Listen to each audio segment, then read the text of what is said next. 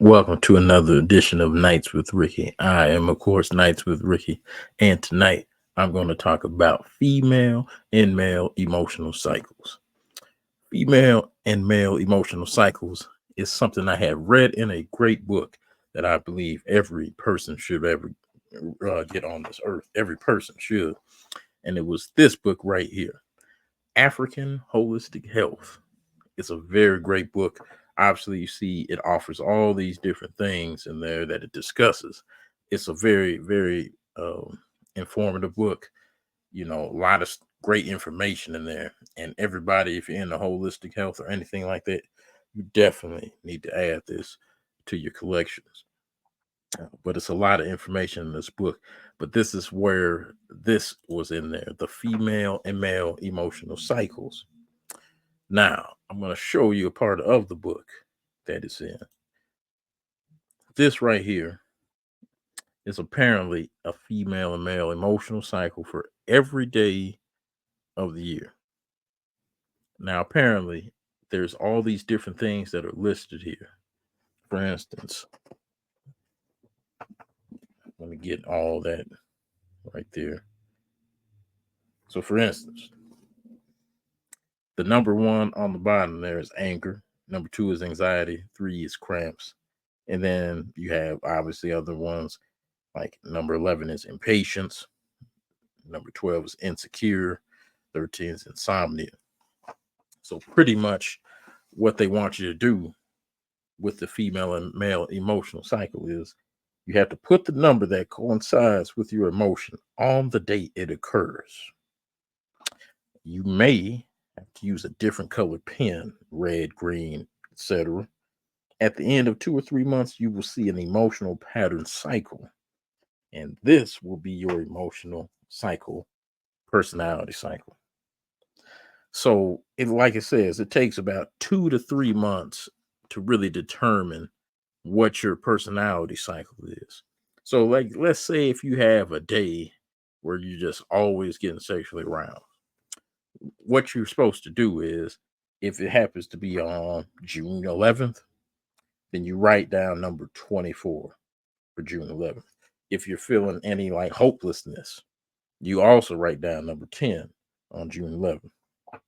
You write down all these different numbers for each day, and you do it for, like I said, 2 to 3 months. Now, if you start seeing a pattern where you feel like this every 21st of the month, every 15th of the month, if you start feeling a pattern and then you have it written down for you that there is a pattern going on, this can really help heal your emotions better, and you can tackle your emotions better.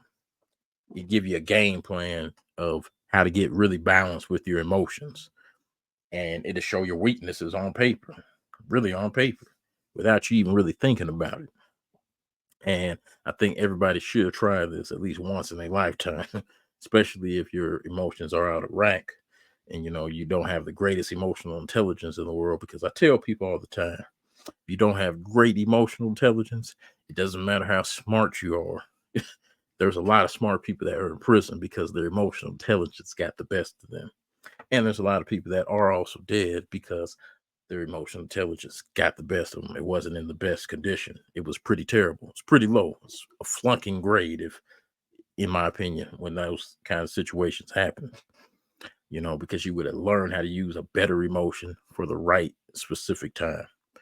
And this book definitely it provides a great tool for anyone to really fix their emotions. I'm thinking about doing it myself. Uh, you could start any day. Obviously, it doesn't have to be like the first of that month or whatever. But, like I said, it takes up to 60 to 90 days to really see what, the kind of emotions you're feeling on those particular days. Because some days you might not feel like, number 24. You might not feel like that at all. But then there might be like a sporadic amount of days in a row you feel like that. And maybe you got to fix that problem. Also, when you're doing this, pay attention to the people around you when you're feeling these certain emotions.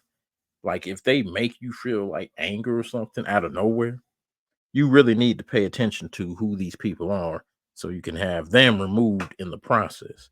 That's something you probably should jot down as a note on the side.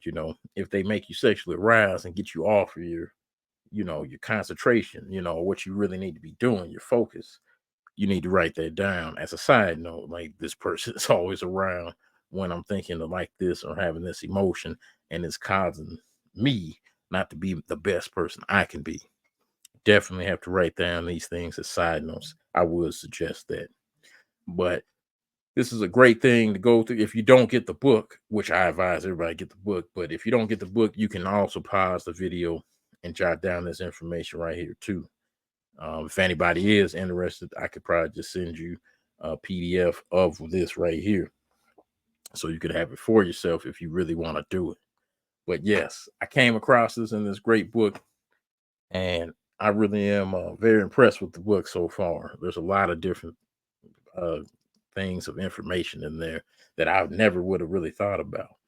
And I'm going to discuss a little more as I keep reading more of the book. But this one really stuck out to me, and I definitely think everybody should do it. It really would help. I mean, if they do this in prisons, that could really even change people that are like trying to come back into society. It could change them really altogether, you know. So I really do see some good things if you do this emotional cycle. It's not really a challenge. I wouldn't even call it a challenge. It's just pretty much, get your emotions in order. Get all well balanced out like you're supposed to originally be. So, but yes, like I said, female and male emotional cycles. And I am Nights with Ricky. And you have a good